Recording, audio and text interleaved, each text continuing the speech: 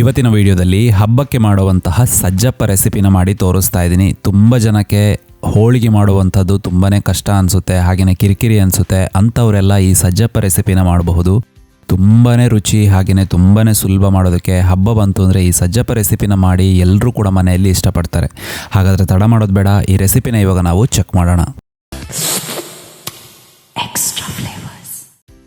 ಈ ಸಜ್ಜಪ್ಪ ಮಾಡ್ಕೊಳ್ಳೋದಕ್ಕೆ ಮೊದಲಿಗೆ ಇಲ್ಲಿ ನಾನು ಅರ್ಧ ಕಪ್ನಷ್ಟು ಚಿರೋಟಿ ರವೆನ ಹಾಕ್ಕೊಂಡಿದ್ದೀನಿ. ಚಿರೋಟಿ ರವೆ ಅಂದರೆ ತುಂಬ ಸಣ್ಣ ರವೆ ಬರುತ್ತಲ್ಲ, ಅದನ್ನು ಹಾಕ್ಕೋಬೇಕು. ನೀವು ಬೇರೆ ಯಾವುದಾದ್ರೂ ರವೆ ಹಾಕ್ಕೊಂಡ್ರೆ ಈ ಸಜ್ಜಪ್ಪ ಚೆನ್ನಾಗಿ ಬರೋದಿಲ್ಲ.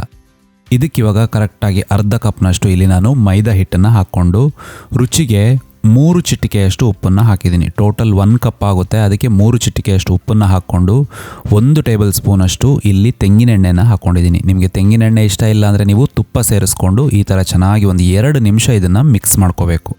ಆಮೇಲೆ ಇದಕ್ಕೆ ಬೇಕಾದಷ್ಟು ನೀರನ್ನು ಸೇರಿಸ್ಕೊಂಡು ಸ್ವಲ್ಪ ನೀರು ಸೇರಿಸ್ಕೊಳ್ಳಿ. ನಾನು ತುಂಬ ಸಲ ಮಾಡಿದ್ದೀನಿ, ಅದಕ್ಕೋಸ್ಕರ ಒಂದೇ ಸಲ ನೀರು ಹಾಕೊಂಡ್ಬಿಟ್ಟೆ.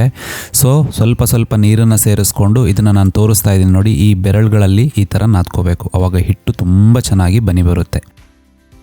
ಇವಾಗ ಸುಮಾರು ಒಂದು 3 ನಿಮಿಷ ಇದನ್ನು ನಾನು ನಾದ್ಕೊಂಡೆ. ಹಿಟ್ಟು ನೋಡಿ ಸಾಫ್ಟ್ ಆಗಿದೆ. ಹಾಗೆಯೇ ಸ್ವಲ್ಪ ನೀವು ತೆಳುವೇ ಇಟ್ಕೋಬೇಕು, ಯಾಕಂದರೆ ಇಲ್ಲಿ ನಾವು ರವೆ ಹಾಕ್ಕೊಂಡಿದ್ದೀವಿ. ರವೆ ಆಮೇಲೆ ಸ್ವಲ್ಪನೇ ನೀರನ್ನು ಎಳ್ಕೊಳ್ಳುತ್ತೆ, ಅವಾಗ ಹಿಟ್ಟು ಗಟ್ಟಿಯಾಗ್ಬೋದು. ಅದಕ್ಕೋಸ್ಕರ ಸ್ವಲ್ಪ ಸಾಫ್ಟ್ ಆಗಿಯೇ ಇರಬೇಕು. ಇವಾಗ ಇದಕ್ಕೆ ಒಂದು 2 ಟೇಬಲ್ ಸ್ಪೂನಷ್ಟು ಎಣ್ಣೆನ ಹಾಕಿ ಮತ್ತೆ ಒಂದು 2 ನಿಮಿಷ ನಾನು ಚೆನ್ನಾಗಿ ನಾದ್ಕೊಳ್ತಾ ಇದ್ದೀನಿ. ಈ ಥರ ನಾದ್ಕೊಳ್ಳೋದ್ರಿಂದ ನಿಮಗೆ ಆ ಮೇಲ್ಗಡೆ ಲೇಯರ್ ಏನಿದೆ ಅದು ಚೆನ್ನಾಗಿ ಕ್ರಿಸ್ಪಿಯಾಗಿ ಬರುತ್ತೆ, ಒಳಗಡೆ ಸಾಫ್ಟಾಗಿ ಇರುತ್ತೆ. ಇದನ್ನು ಇವಾಗ ಸುಮಾರು 2 ಗಂಟೆಗಳ ಕಾಲ ನಾನು ಹಾಗೇ ಬಿಡ್ತಾ ಇದ್ದೀನಿ ನೆನೆಯೋಕ್ಕೆ. ಇವಾಗ ನಾವು ಹೂರಣನ ರೆಡಿ ಮಾಡ್ಕೋಬೇಕು. ಅದಕ್ಕೋಸ್ಕರ ಒಂದು ಬಾಣಲೆನ ಬಿಸಿ ಮಾಡಿಕೊಂಡು ಇಲ್ಲಿ 1 ಟೇಬಲ್ ಸ್ಪೂನಷ್ಟು ಗಸಗಸೆ ಹಾಕ್ಕೊಂಡಿದ್ದೀನಿ. ಹಾಗೆಯೇ 1 ರಿಂದ 1.5 ಟೇಬಲ್ ಸ್ಪೂನಷ್ಟು ಚಿರೋಟಿ ರವೆನ ಹಾಕ್ಕೊಂಡಿದ್ದೀನಿ. ನಾವು ಹಿಟ್ಟಿಗೆ ಯಾವ ರವೆ ಬಳಸ್ಕೊಂಡಿದ್ದೀವೋ ಅದೇ ರವೆನ ಹಾಕ್ಕೋಬೇಕು. ಇದನ್ನು ಹಾಕ್ಕೊಂಡು ಸಣ್ಣ ಉರಿಯಲ್ಲಿ ಇದರಿಂದ 2 ರಿಂದ 3 ನಿಮಿಷ ಇದನ್ನು ಚೆನ್ನಾಗಿ ರೋಸ್ಟ್ ಮಾಡ್ಕೋಬೇಕು. ಈ ಥರ ಮಾಡ್ಕೊಳ್ಳೋದ್ರಿಂದ ತುಂಬ ದಿನ ನಿಮಗೆ ಆ ಸಜ್ಜಪ್ಪನ ಇಡೋಕ್ಕೆ ಹೆಲ್ಪ್ ಆಗುತ್ತೆ. ಹಾಗೆಯೇ ಪರಿಮಳ ಕೂಡ ತುಂಬ ಚೆನ್ನಾಗಿ ಆ ಗಸಗಸೆ ಹಾಗೂ ರವೆಯಿಂದ ಬರುತ್ತೆ.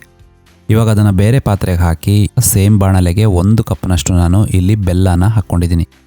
1 ಕಪ್ಗೆ ಸುಮಾರು 1/4 ಕಪ್ನಷ್ಟು ನೀರನ್ನು ಸೇರಿಸ್ಕೋಬೇಕು. ಜಾಸ್ತಿ ನೀರನ್ನು ಹಾಕ್ಕೋಬೇಡಿ. ಹಾಗೆಯೇ ಉರಿನ ಮೀಡಿಯಮಾಗೆ ಇಟ್ಕೋಬೇಕು.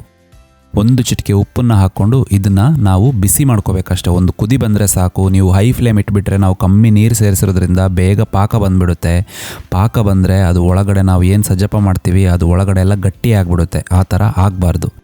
ಇವಾಗ ಕುದಿ ಬರ್ತಾ ಇದೆ. ಇದಕ್ಕೆ ಅರ್ಧ ಭಾಗದಷ್ಟು ನಾನು ತೆಂಗಿನ ತುರಿನ ಒಂದು ಮಿಕ್ಸಿ ಜಾರಿಗೆ ಹಾಕ್ಕೊಂಡು ಒಂದು 2 ರೌಂಡ್ ತಿರುಗಿಸ್ಕೊಂಡು ಇದಕ್ಕೆ ಸೇರಿಸ್ಕೊಳ್ತಾ ಇದ್ದೀನಿ. ನೀವು ಅದೇ ಥರ ಹಾಕ್ಕೊಂಡ್ರೆ ನೀವು ಅದನ್ನು ತಟ್ಕೊಳ್ಳೋವಾಗ ಅದು ಹೊರಗೆ ಬರ್ಬೋದು. ಅದಕ್ಕೋಸ್ಕರ ನೀವು ಏನು ಮಾಡಬೇಕು, ಒಂದು 2 ರೌಂಡ್ ಮಿಕ್ಸಿ ಜಾರಲ್ಲಿ ತಿರುಗಿಸ್ಕೋಬೇಕಾಗುತ್ತೆ. ಇವಾಗ ಇದಕ್ಕೆ ಸೇರಿಸಿರುವಂತಹ ತೆಂಗಿನ ತುರಿ ಏನಿದೆ ಅದು ಚೆನ್ನಾಗಿ ಮಿಕ್ಸ್ ಆಗೋ ತನಕ ನೀವು ವೆಯ್ಟ್ ಮಾಡಿದರೆ ಸಾಕು. ಅದಾದಮೇಲೆ ನೀವು ಏನು ರೋಸ್ಟ್ ಮಾಡಿಟ್ಕೊಂಡಿದ್ದೀರಾ ಆ ರವೆ ಮತ್ತು ಗಸಗಸೆ ಏನಿದೆ ಅದನ್ನು ಸೇರಿಸ್ಕೋಬೇಕು. ಇದನ್ನು ಸೇರಿಸ್ಕೊಂಡು ಚೆನ್ನಾಗಿ ಇವಾಗ ಮತ್ತೆ ಮಿಕ್ಸ್ ಮಾಡ್ಕೊಳ್ಳಿ. ನೀವು ರವೆ ಸೇರಿಸಿದ ಮೇಲೆ ಅದು ರವೆ ಎಲ್ಲ ನೀರನ್ನು ಎಳ್ಕೊಳ್ಳುತ್ತೆ. ನೀರನ್ನು ಎಳ್ಕೊಂಡು ಹಾಗೆಯೇ ನೀವು ಚೆನ್ನಾಗಿ ಅದನ್ನು ಬೇಯಿಸೋದ್ರಿಂದ ಅದ್ರ ನೀರೆಲ್ಲ ಆವಿ ಆಗ್ತಾ ಹೋಗುತ್ತೆ. ಇವಾಗ ನೀವು ನೋಡ್ತಾ ಇರ್ಬೋದು ಆಲ್ಮೋಸ್ಟ್ ನೀರಿಲ್ಲ ಅದರಲ್ಲಿ. ಇದಕ್ಕಿವಾಗ ಒಂದು 2 ರಿಂದ 3 ಏಲಕ್ಕಿಗಳನ್ನು ಪುಡಿ ಮಾಡ್ಕೊಂಡು ನಾನಿಲ್ಲಿ ಸೇರಿಸ್ಕೊಂಡಿದ್ದೀನಿ. ಇದನ್ನು ಸೇರಿಸ್ಕೊಂಡು ಅದರದ್ದು ನೀರು ಸ್ವಲ್ಪನೂ ಇರಬಾರ್ದು. ಯಾಕಂತ ಹೇಳಿದರೆ ಇದು ಹೂರಣ ಆಗಿರೋದ್ರಿಂದ ನೀವು ಸ್ವಲ್ಪ ನೀರಿಟ್ಟರೂ ಕೂಡ ನೀವು ಆ ಸಜ್ಜಪ್ಪ ಏನು ತಟ್ಕೊಳ್ತೀರಾ ಅದು ಚೆನ್ನಾಗಿ ಬರೋದಿಲ್ಲ, ಅಥವಾ ಅಲ್ಲಲ್ಲಿ ಡ್ಯಾಮೇಜ್ ಆಗಿಬಿಡುತ್ತೆ. ಇವಾಗ ನೋಡಿ ತಣ್ಣಗಾಗಿದೆ. ಇದು ತಣ್ಣಗಾದ ಮೇಲೆ ಇದರಲ್ಲಿ ನಾನು ಉಂಡೆಗಳನ್ನು ಮಾಡ್ಕೊಳ್ತಾ ಇದ್ದೀನಿ. ನಿಮಗೆ ಎಷ್ಟು ದೊಡ್ಡ ಉಂಡೆಗಳು ಬೇಕೋ ಅಷ್ಟು ದೊಡ್ಡ ಉಂಡೆಗಳನ್ನು ಮಾಡ್ಕೋಬಹುದು. ಇಷ್ಟೇ ದೊಡ್ಡದಾಗಬೇಕು, ಇಷ್ಟೇ ಚಿಕ್ಕದಾಗಬೇಕು ಆ ಥರ ಏನೂ ರೂಲ್ಸ್ ಇಲ್ಲ. ನೀವು ಎಷ್ಟು ದೊಡ್ಡ ಉಂಡೆಗಳನ್ನು ಮಾಡ್ಕೊಳ್ತೀರೋ ಅದರಲ್ಲಿ 75% ಅಷ್ಟು ಮಾತ್ರ ನೀವು ಕನಕನ ತಗೊಂಡ್ರೆ ಸಾಕು. ಇವಾಗ ಎಲ್ಲ ಉಂಡೆಗಳನ್ನು ರೆಡಿ ಮಾಡಿ ಇಟ್ಕೊಂಡಿದ್ದೀನಿ. 1 ಕಪ್ಪಲ್ಲಿ ನನಗೆ ಸುಮಾರು 9 ಉಂಡೆಗಳಾಗಿದ್ದಾವೆ. ಇಲ್ಲಿ ಸಜ್ಜಪ್ಪನ ತಡ್ಕೊಳ್ಳೋದಕ್ಕೆ ಇಲ್ಲಿ ಬಟರ್ ಪೇಪರ್ನ ಯೂಸ್ ಮಾಡ್ತಾ ಇದ್ದೀನಿ. ಹಾಗೆಯೇ ಇಲ್ಲಿ ಕನಕ ಕೂಡ ತುಂಬ ಚೆನ್ನಾಗಿ ಆ ಎಣ್ಣೆ ಜೊತೆ ನೆಂದಿದೆ, ತುಂಬ ಸಾಫ್ಟ್ ಆಗಿದೆ. ನೀವು ನೋಡ್ತಾ ಇರ್ಬೋದು. ಇದನ್ನು ಮತ್ತೆ 1 ನಿಮಿಷ ನಾನು ನಾದ್ಕೊಳ್ತಾ ಇದ್ದೀನಿ ಆ ಎಣ್ಣೆ ಜೊತೆ. ಹಾಗೆಯೇ ಇಲ್ಲಿರುವಂತಹ ಎಣ್ಣೆನೇ ನಾನು ಸಜ್ಜಪ್ಪ ತಟ್ಕೊಳ್ಳೋದಕ್ಕೆ ಉಪಯೋಗ ಮಾಡ್ತಾ ಇದ್ದೀನಿ. ಇದರಲ್ಲಿ ಇವಾಗ ಸಣ್ಣ ಉಂಡೆಗಳನ್ನು ನಾವು ಮಾಡ್ಕೋಬೇಕು. ನೀವು ಹೂರಣ ಎಷ್ಟು ದೊಡ್ಡದು ಮಾಡ್ಕೊಂಡಿದ್ದೀರೋ ಅದಕ್ಕಿಂತ ಸ್ವಲ್ಪ ಕಮ್ಮಿ ಭಾಗದಷ್ಟು ಇದನ್ನು ಮಾಡ್ಕೋಬೇಕು. ಇಲ್ಲಿ ನೋಡಿ ನಾನು ತೋರಿಸ್ತಾ ಇದ್ದೀನಿ ಈ ಥರ. ಇದನ್ನು ಫಸ್ಟಿಗೆ ತಟ್ಕೊಂಡು ಅದ್ರ ಜೊತೆ ನೀವು ಹೂರಣನ 2 ಕೈಯಲ್ಲಿ ಮಾಡ್ಕೊಳ್ಳಿ. ನಾನು ಕ್ಯಾಮರಾನು ಹ್ಯಾಂಡಲ್ ಮಾಡಬೇಕಾಗಿರೋದ್ರಿಂದ ನಾನು 1 ಕೈಯಲ್ಲಿ ತೋರಿಸ್ತಾ ಇದ್ದೀನಿ ನಿಮಗೆ. ಇದರಲ್ಲಿ ಹೂರಣನ ಇಟ್ಟು ಆಮೇಲೆ ಇದನ್ನು ಚೆನ್ನಾಗಿ ಕ್ಲೋಸ್ ಮಾಡ್ಕೋಬೇಕು. ನೀವು ಹೋಳಿಗೆ ಹೇಗೆ ಮಾಡ್ಕೊಳ್ತೀರೋ ಅದೇ ಪ್ರೊಸೀಜರ್, ಸ್ವಲ್ಪನೂ ಚೇಂಜ್ ಇಲ್ಲ. ಆದರೆ ತಟ್ಕೊಳ್ಳೋದು ಮಾತ್ರ ಸ್ವಲ್ಪ ಡಿಫ್ರೆಂಟಾಗಿ. ಇದನ್ನು ಪೂರ್ತಿಯಾಗಿ ಈ ಥರ ಕ್ಲೋಸ್ ಮಾಡಿ ಆಮೇಲೆ ನೀವು ಕೈಯಲ್ಲೇ ಇದನ್ನು ನಿಮ್ಗೆ ಎಷ್ಟು ದೊಡ್ಡದು ಬೇಕೋ ಅಷ್ಟು ದೊಡ್ಡದು, ನೀವು ಎಷ್ಟು ಹೂರಣ ತೊಗೊಂಡಿದ್ದೀರೋ ಅದ್ರ ಮೇಲೆ ಡಿಪೆಂಡ್ ಆಗುತ್ತೆ. ಸೊ ಇದನ್ನು ತಟ್ಕೋಬೇಕು. 2-3 ಪೂರಿಯಷ್ಟು ದಪ್ಪನಾಗಿರಬೇಕು. ಇಲ್ಲಿ ತೋರಿಸ್ತಾ ಇದ್ದೀನಿ ನೋಡಿ, ಈ ಥರ ಇಷ್ಟು ದಪ್ಪನಾಗಿದ್ದರೆ ಅದು ಚೆನ್ನಾಗಿ ಉಬ್ಬಿ ಬರೋದಕ್ಕೆ ಹೆಲ್ಪ್ ಆಗುತ್ತೆ. ತುಂಬ ತೆಳ್ಳಗೆ ಮಾಡಿಕೊಂಡ್ರೆ ಕೆಳಗಡೆಯಿಂದ ಅದು ಡ್ಯಾಮೇಜ್ ಆಗಿರುತ್ತೆ. ಅದು ಎಣ್ಣೆಯಲ್ಲಿ ಒಡೆದ್ರೆ ಆ ಹೂರಣ ಎಲ್ಲ ಎಣ್ಣೆ ಜೊತೆ ಸೇರಿ ಎಣ್ಣೆ ಹಾಳಾಗಿಬಿಡುತ್ತೆ. ಇಲ್ಲಿ ನೋಡಿ, ಒಂದು ಸಲ ಹಾಕಿದ ಮೇಲೆ ಅದು ಲೈಟಾಗಿ ಮೇಲೆ ಬರುತ್ತೆ. ಮೇಲೆ ಬಂದ ಮೇಲೆ ಅದಕ್ಕೆ ಮೇಲ್ಗಡೆಯಿಂದ ಎಣ್ಣೆ ಹಾಕ್ತಾ ನೀವು ಸ್ವಲ್ಪ ಹೊತ್ತು ಬಿಟ್ಟರೆ ಸಾಕು, ಅದು ಉಬ್ಬಿ ಬರುತ್ತೆ. ಎಷ್ಟು ಚೆನ್ನಾಗಿ ಉಬ್ಬಿದೆ ನೋಡಿ. ಇದೇ ಥರ ನೀವು ಮಾಡ್ಕೋಬಹುದು. ಈ ಕಲರ್ ಬಂದಾಗ ನೀವು ಇದನ್ನು ಎಣ್ಣೆಯಿಂದ ತೆಗೆದ್ರೆ ಸಾಕು.